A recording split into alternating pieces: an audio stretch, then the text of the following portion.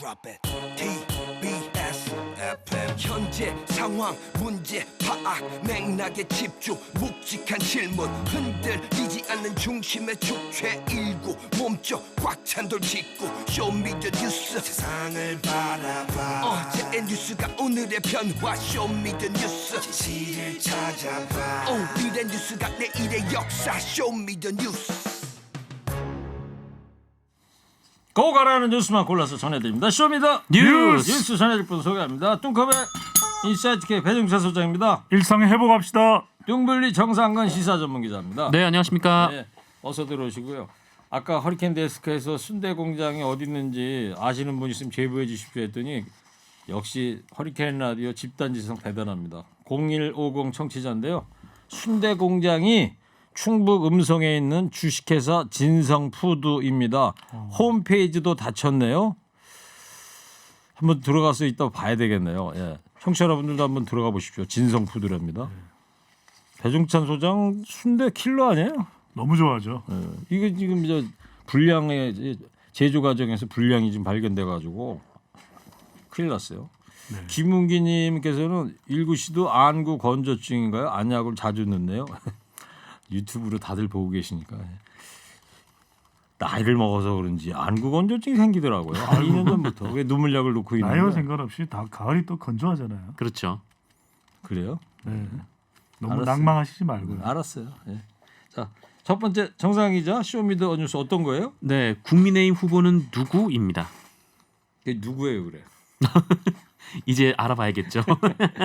모레 금요일에 발표하죠? 결정됩니다. 네, 네. 금요일에 나옵니다. 투표율이 54.5% 어제까지요? 네, 맞습니다. 54.5%까지 올라갔고요. 당원 투표한 거죠, 그러니까? 네, 이 당원 투표가 그 이제 모바일 투표가 있고 그리고 ARS 투표가 있는데 어제까지 이 모바일을 통한 투표가 끝났고요. 오늘부터 내일까지는 ARS로. 그 ARS 투표는 누가 하는 거예요? 대상이? ARS 투표는 이제 당원들을 대상으로 합니다. 당원들. 네, 체감 그러니까 당원 모바일 대상으로 투표 하고요. 안 하는 사람들한테. 네, 모바일 투표 안 한 사람들을 대상으로 하고 있고요. 그리고 이제 뭐 그 국민 여론조사도 같이 오늘부터 시작을 합니다. 그러네요. 그래서 이 국민 여론조사는 우리 셋 중에 누구한테도 올 수 있는 거예요? 그러면 그렇죠. 국민의힘 당원이 아니더라도 누구든 응답자가 될 수 있죠. 네, 받은 거 없어요? 오늘? 저는 아직까지 받은 건 없습니다. 알겠습니다. 자, 이 높은 투표율이 누구한테 유리할까요? 후보들은 지금 다 자기한테 유리하다고 이제 주장을 하고 있거든요. 뭐 윤석열 후보는 윤석열 후보대로, 홍준표 후보는 홍준표 후보대로, 뭐 원희룡, 유승민 후보도 마찬가지인데 투표율이 높다면 그만큼 적극적이기 때문에 이제 이 적극성이 어느 쪽이 비중이 더 높으냐의 차이일 것 같아요. 그러니까 조직이 좀 많이 동원했다. 그러면 현역 의원이 많이 참여하고 있는 윤 후보가 유리할 수도 있겠고. 그런데 20대, 30대, 40대 지난 6월 이후에 이제 신규 당원이 많이 된 연령대거든요. 이들이 좀 더 적극적으로 했다고 그러면은 홍준표 후보가 더 유리하다고 봐야 되는데 이걸 뭐 알 길은 없으니까. 그러니까 말이에요. 네. 이게 평론가마다 TV나 이렇게 나오는 분들 얘기 들어보면 네. 뭐 나름 근거들은 있는데 두고 봐야 된대 결론은. 그 근거라는 게 코에 걸면 코걸이, 귀에 걸면 귀걸이라서 네. 좀 신중해야죠. 네. 그 어떻게 신중하게 전망을 하세요? 그러면? 아니 지금은 뭐 알 수가 없죠. 뚜껑을 열어봐야 아는 거니까 뚜껑이 열릴 때까지는 우리가 뚜껑이 열리는 거죠. 답답해서. 뭐 신중한 것도 아니네. 그냥 아예 전망을 안 하겠다는 거 아닙니까? 아니 근데 솔직히 해야죠. 왜냐하면 그건 주장이 돼서는 안 되니까. 알았어요. 아무튼 저 국민의힘 이준석 대표가 투표율 70% 달성하면은 탄수화물 끊겠다. 이런 공약을 했는데 배종찬 소장이나 정상근 기자는 이런 공약을 못하죠. 아니 그 왜냐하면 곡기를 끊겠다는 거 못하죠. 아니 탄수화물 말고 단백질, 지방 잔뜩 섭취하면 되잖아요. 네, 아니, 차라리 알았어요. 운동을 끊겠습니다. 알았어. 자, 그리고 정의당의 박원석 전 사무총장은 홍준표 후보가 최종 후보가 될 거다 이런 예언을 했어요. 네, 이 국민 여론조사와는 달리 이 당원들이 윤석열 후보를 조금 더 지지한다, 뭐 이런 얘기들이 많이 나오고 있는데 이 박원석 전 사무총장 같은 경우에는 그 이준석 당대표가 선출된 이후에 신규 당원으로 많은 사람들이 가입을 했고 그때 아마 이 젊은 층이 대거 유입되지 않았겠느냐 이렇게 주장을 했습니다. 그러면서 이 젊은 층들이 유입이 돼서 그 이분들이 이제 투표를 했다면 젊은 층의 지지도가 높은 이 홍준표 후보 쪽이 좀 더 유리하지 않겠느냐 뭐 이렇게 뭐 나름의 분석을 했습니다. 근데 이게 정확하지가 않은 게 6월 이후에 많이 유입되기는 했지만 9월 30일까지 가입을 해야 투표권이 있는 책임 당원이거든요. 그리고 국민의힘 당원 당규를 보면 시도 운영위원회 그러니까 당원협의회에서 약 한 15%의 책임 당원으로 또 만들어줄 수가 있어요. 이 숫자가 과연 누구에게 투표한지도 중요하고 전체 숫자를 보면은 50대 이상이 65에서 70% 가깝습니다. 신규 당원이 네, 그러니까 또 8월 이후에는 50대 이상도 중앙일보 보도에 따르면 많이 들어왔기 때문에 이걸 어느 한쪽 보도만 참고를 해서 20, 30대가 더 적극적이다 이렇게 해석하면 무리가 따르는 거죠. 예. 이제 모레 2시에 발표한다고 그러니까요. 2시에서 네. 3시 사이에 그죠? 아니 이거 우리 방송이 너무 네. 중요한 게 모든 중요한 발표가 우리 방송에 있어요. 알았어요. 예. 허리케인 라디오 아닙니까? 그러니까요. 하루의 허리. 하리케인. 여론조사 전문가들 분석이 다 이제 엇갈리는 상황인데, 자 정상 기자, 윤석열 후보 지지하는 서민 교수 기생충 박사 아닙니까? 이분이? 네, 맞습니다. 유튜브가 논란이 되고 있더라고요. 네, 이 단국대 의대 교수인데요. 이 서민 교수가 그 윤석열 후보를 지지한 바가 있거든요. 근데 유튜브에 자신의 컨텐츠를 올렸는데 그 유튜브에 이제 썸네일이라고 있습니다. 그 유튜브 틀기 전에 이제 작은 사진으로 이 영상이 어떤 영상인지 정지화면 상태에서 네네. 그 자막 들어가 있는 거. 네, 맞습니다. 그리고 거기에 이제 그 제목도 써놓고 막 그런 분들이 많은데요. 예. 이 썸네일에 뭐라고 적었냐면 윤석열을 위해 홍어 준표를 씹다라는 제목을 적었습니다. 홍어 준표. 네, 이 홍어라는 표현이 전라도 그리고 전라도민들을 비하하는 용어로 일베 등에서 많이 사용되기 때문에 굉장히 좀 논란이 되고 있는데요. 이 홍준표 후보 측은 이 홍준표 후보를 향한 명예훼손이자 이 명백한 전라도민 비하 발언이다 이렇게 비판했습니다. 그래가지고 그 유튜브가 이제 닫혔다면서요? 접었어요. 네, 그래서 선민 교수가 이렇게 홍어 준표라고 표현을 했다는 것은 더불어민주당 지지층, 민주당 지지층의 선택을 많이 받고 있는 홍준표 후보를 비난하는 것이다. 이렇게 해석될 수밖에 없거든요. 근데 서민 교수가 이렇게 이야기를 했어요. 오늘부터 기생충 TV 접습니다. 죽을 죄를 지었습니다. 저는 전라도 사람입니다. 홍어가 뭘 의미하는지 잘 안다는 뜻입니다. 이 책임은 오로지 제게 있으며 사죄의 뜻으로 블로그와 페북, 유튜브를 당분간 중단합니다. 네. 기생충 뭐 전문가거든요. 저는 이런 정치적 발언 안 했으면 좋겠어요. 그래요. 알겠어요. 그런 스트레스 없이 볼 수 있는 유튜브 TV가 있어요. 있죠. 허리케인. 그거 아니고 최일구 TV. 네. 최일구 TV 유튜브 있습니까? 개설하셨어요? 아니 제 라인이라면 그것도 몰랐어요? 라인 아니네. 아니 그런데 왜 제 출연도 안 시켜주고?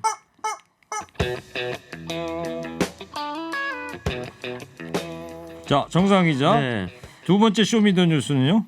내가 배임이면 그도 배임. 오늘 저 하천대유 김만배 씨, 남욱 씨가 영장 실질심사에 출석했죠. 네, 맞습니다. 일단 이 대장동 의혹의 핵심 인물인 화천대유 대주주 이 김만배 전 머니투데이 기자가 오늘 오전부터 법정에서 영장 실질 심사를 받고 있습니다. 배임, 뇌물, 횡령 등의 혐의고 이번이 두 번째 구속영장 실질 심사고요. 그리고 오늘 오후 3시부터 이 남욱 변호사의 영장 심사가 시작이 됩니다. 네. 화천대유 관계사인 천화동인 4호의 실소유주로 알려져 있는데 배임 등의 혐의를 역시 받고 있고요. 그리고 이 역시 배임 혐의를 받고 있는 이 전 성남도시개발공사 전략사업 실장인 이 정민용 변호사 같은 경우에는 오후 4시부터 이 영장 실질 심사가 시작이 됩니다. 김만배 씨 같은 경우 이제 두 번째 영장 청구에 들어간 거고. 네. 네, 남욱 씨는 처음 들어가는 거죠. 처음입니다. 네. 그 김만배 씨는 오전부터 심사 들어갔는데 결과가 언제쯤 나온대요? 아마 오늘 밤 늦게 결과가 나오지 전부 않을까. 다 세 명이. 네, 세 명 다 네. 그렇게 예상이 좀 되고 있습니다. 알겠어요. 근데 배 수장님 김만배 씨가 오늘 기자들 앞에서 이런 얘기를 했어요. 내가 배임이면 이재명도 배임이다. 정확하게는 조금 내용은 다릅니다. 그러니까 이재명 성남시장 그러니까 성남도시개발공사가 만든 지침을 따랐다.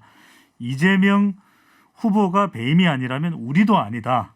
내가 아니라면 이재명도 아니다가 아니라 이재명 후보가 배임이 아닌데 일단 검찰에서는 이재명 후보까지는 배임 혐의를 두지는 않고 있거든요. 네. 선을 긋고 있는데 그건 어제 이제 그렇게 한 그렇죠. 거고요. 그렇다면 이제 이렇게 이야기하는 경우가 뭐 뇌물수수죄, 뇌물 공여죄도 있고 여러 가지 범죄 혐의가 많은데 이 중에서 배임이 되는 경우에 정말 재질이 아주 심각하고 커질 수 있는 것이고 또 하나는 이 이익도 환수될 수가 있는 것이거든요. 그러니까 김만배 대주주는 최대 타격을 받기 때문에 이 변호인단을 통해서 이렇게 이야기를 했습니다. 정확하게는 고정 이익으로 수익을 환수하고 건설사를 배제하며 대형 금융기관 중심으로 공모하고 지침을 내린 것으로 밝히지 않았느냐. 이 후보가 정책적 판단을 한 것으로서 배임이 아니면 우리도 배임 혐의를 적용하면 안 된다. 이렇게 얘기를 했습니다. 예, 이재명 당시 성남시장이 하여튼 최선의 행정을 했다는 게 김만배 씨의 아까 그렇죠. 얘기였고 그래서 성남시 도시개발공사의 공고가 보고 응모를 했다 이런 거 아니겠어요? 네. 하천대유 이 팀들이. 근데 정상 기자. 네. 대장동 세력들이 성남 도시개발공사 출범 전부터 판을 짜놨다 이런 보도가 있더라고요. 네, 이 경향신문 보도인데요. 이 판교 프로젝트 금융투자라는 곳이 2013년에 이 대장동 도시개발 사업 합의서 진행 방안 이런 문건을 만들었다라고 합니다. 이 문건을 보면은 이 대장동 개발 세력들이 이 성남 도시개발공사 쪽에 이 초과이익 환수 방식 대신에 이 확정이익을 먼저 이제 배당하는 방식으로 설계를 했다고 하고요. 이 성남 도시개발공사에 이제 2천억 원을 배당하는 방안을 구상했다. 뭐 이런 보도입니다. 이 한마디로 정리하면, 그러니까 그 성남시가 이 대장동 개발 세력의 의지대로 움직인 거 아니냐 이런 의혹을 이제 경향신문이 뭐 보도로 제기한 것 같은데, 근데 다만 좀 이 기사에서 좀 짚고 넘어가야 되는 게 이 당시 이제 초과이익 환수라는 방식이 2013년에 이렇게 일방적인 방식이 아니었다라는 점이 하나 있고, 네. 그리고 이제 민간 참여 개발 사업에서 이제 거액의 환수금이 이제 나왔던 적도 없었다는 점도 좀 감안을 해야 되고요. 그리고 이제 판교 프로젝트 금융투자가 이제 성남에 2천억 원을 배당하는 방식을 기획했다라고 하는데 그때 이제 이 개발 세력이 예상했던 개발 이익이 4천억 원이었다라고 합니다. 그러니까 절반 정도를 배분하는 구상을 했다라는 것이고요. 그리고 경향신문은 이제 성남시가 1,800억 원을 환수해서 이들이 이제 기획한 것과 거의 비슷한 금액을 이제 환수했다 이렇게 이제 보도를 했는데, 이 성남시 같은 경우에는 기부 체납 방식까지 합하면 5,500억 원을 환수했다 이렇게 주장하고 있는 그런 상황입니다. 보도에 뭐 어떤 거를 염두에 두는 거예요? 그러면 이 보도가?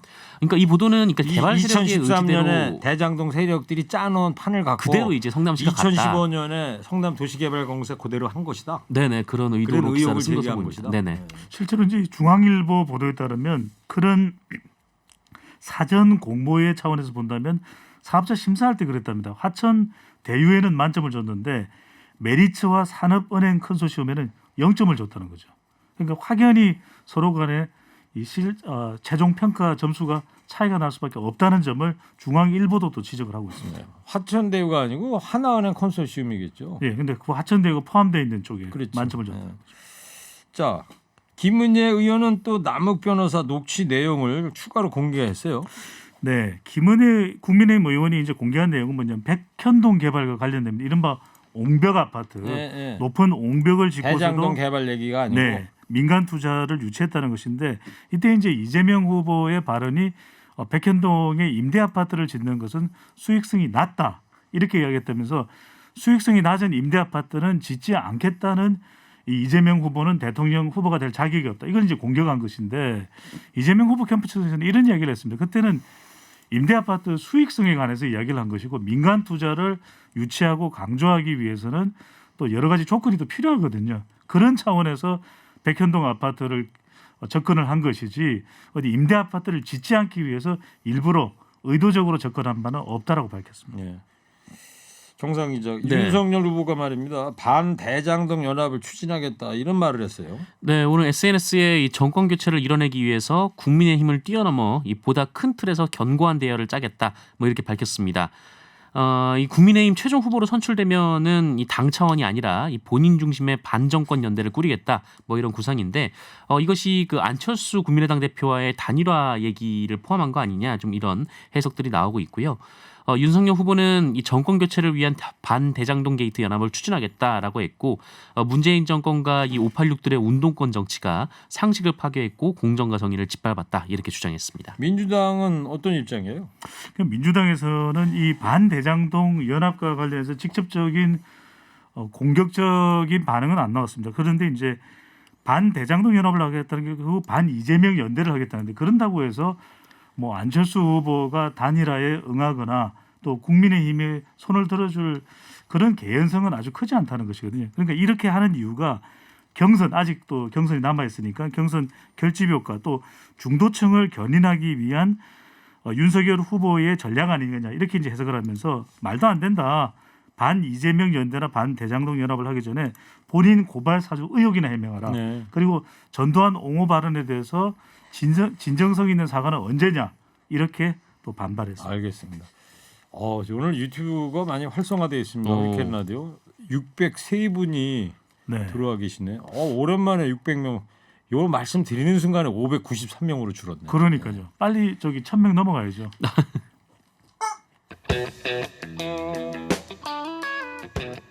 자, 세 번째 정상 기자 어떤 뉴스입니까? 네, 세 번째는 재난지원금 줄 수 있다 없다입니다. 자, 지금 재난지원금이 또 이제 이슈로 떠오르고 있는데 일단 말이죠. 어제 민주당 선대위 출범식에서 한 이재명 후보의 연설을 좀 먼저 잠깐 듣고 오겠습니다.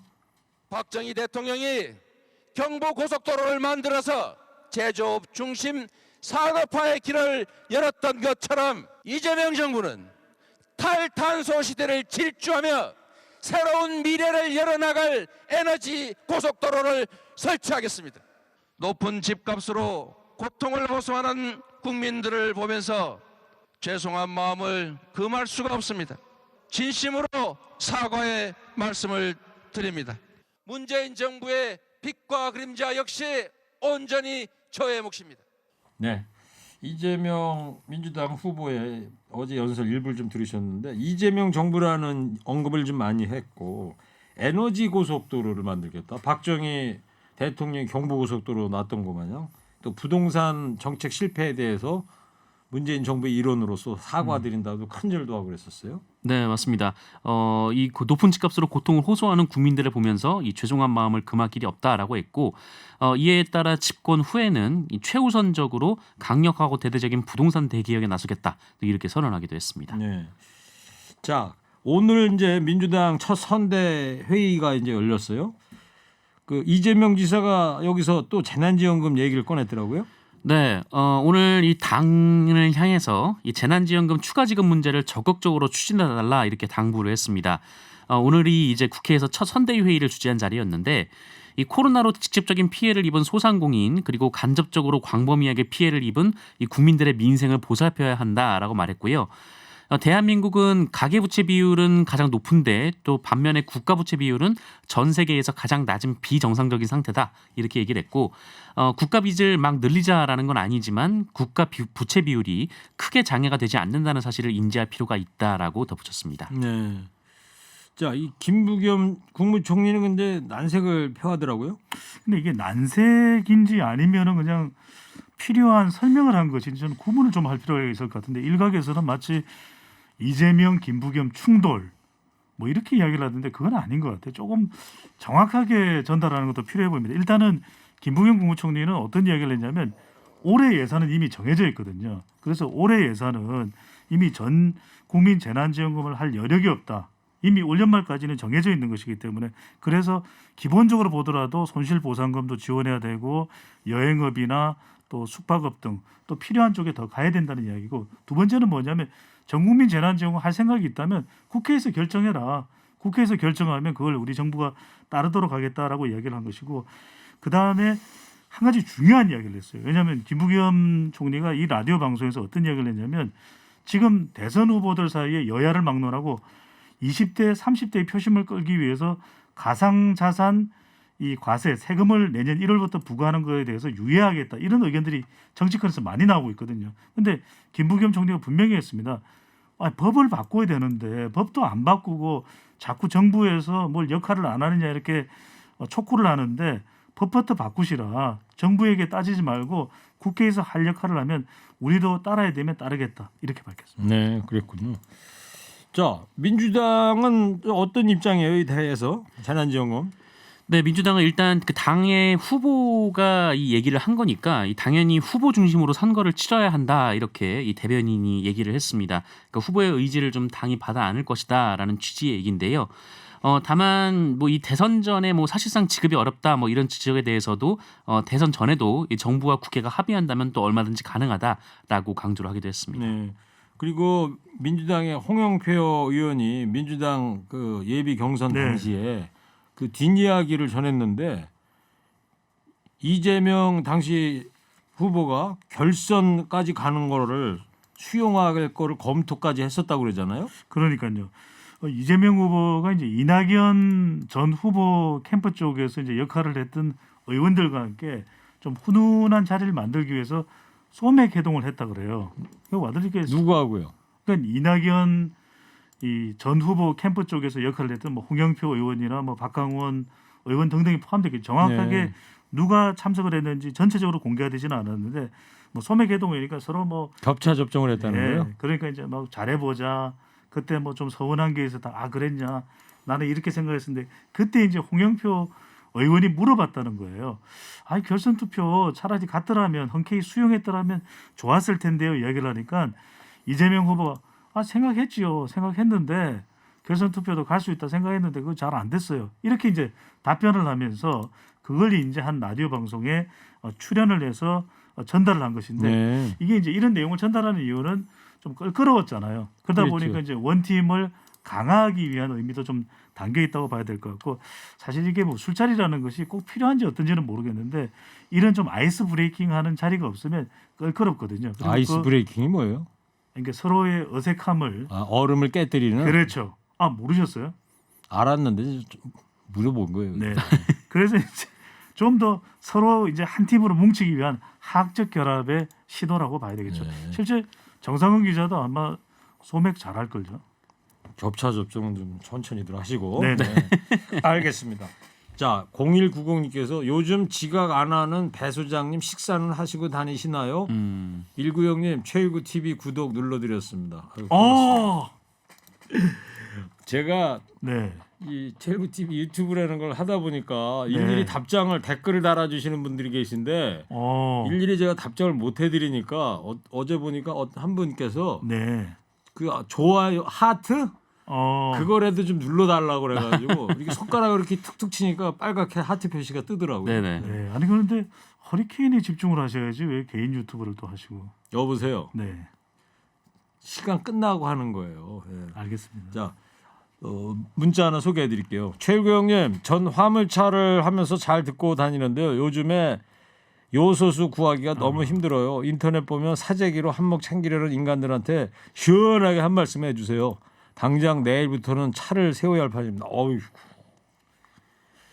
이 생업을 좀 포기해야 될 판입니다. 지금 요소수가 없어가지고 이 요소수 사재기하는 악덕업자들한테 배종찬 소장이 한번 조금 이따 뭐 최국 씨 나올 겁니다만 배종찬 소장이 한번 화 좀 내죠. 시원하게 한 말씀 드리겠습니다.